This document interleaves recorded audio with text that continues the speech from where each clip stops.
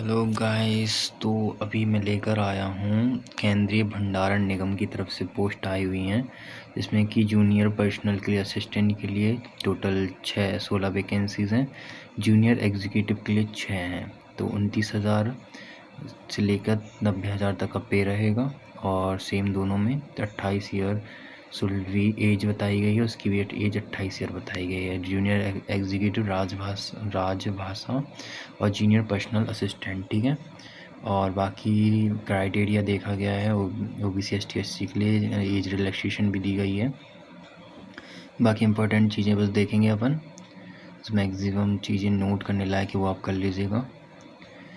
और PWD के लिए सिर्फ पर्सनल असिस्टेंट में एक है, ओके। विजिबिलिटी हैंडीकैप्ड होना चाहिए उसके लिए। और नॉर्मल एक्स सर्विस मैन के लिए भी पर्सनल असिस्टेंट में है।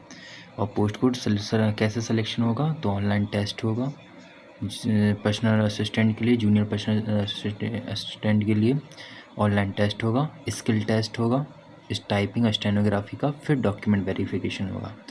जो जूनियर एग्जीक्यूटिव के लिए ऑनलाइन टेस्ट होगा और डॉक्यूमेंट वेरिफिकेशन होंगे। ऑनलाइन रजिस्ट्रेशन 17 से शुरू हो चुके हैं, 15 नवंबर लास्ट डेट है। पेमेंट की भी सेम है।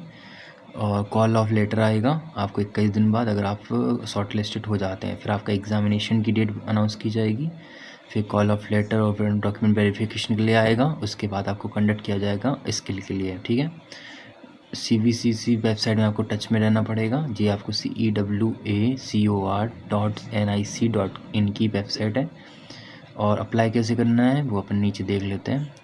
ग्रेजुएशन देख लीजिए सबसे पहले। ग्रेजुएशन एनी डिसिप्लिन, किसी में भी ग्रेजुएशन मांगा है उनने, और एक्सपीरियंस नहीं मांगा है। जूनियर एग्जीक्यूटिव में भी सेम है, एक्सपीरियंस अभी तक तो नहीं मांगा है कुछ।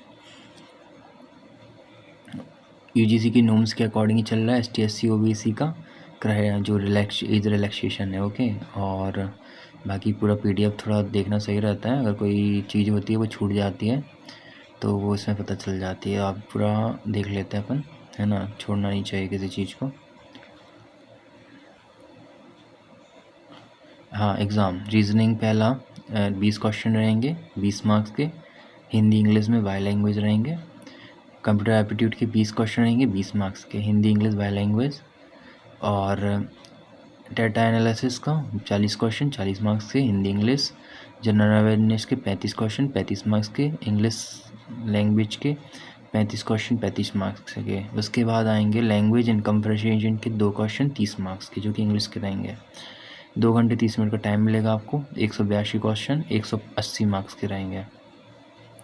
ये सिर्फ जो पर्सनल असिस्टेंट के लिए है, एग्जीक्यूटिव के लिए कुछ अलग तो नहीं है। थोड़ा बहुत से चेंज है, मार्क्सिंग का चेंज है और थोड़ा बहुत हो सकता है, तो आप इसको देख लेंगे ध्यान से, है ना। उसके बाद पोस्ट को ध्यान से रखिएगा ध्यान।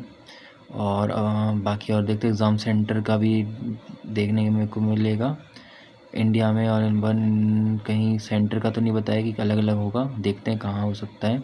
तो ऐसा है कि अगर 10 सीटें खाली हैं तो आपको 100 लोगों को बुलाया जाएगा, 100 लोगों को शॉर्ट लिस्ट किया जाएगा, पहले बता देता हूँ मैं, ओके।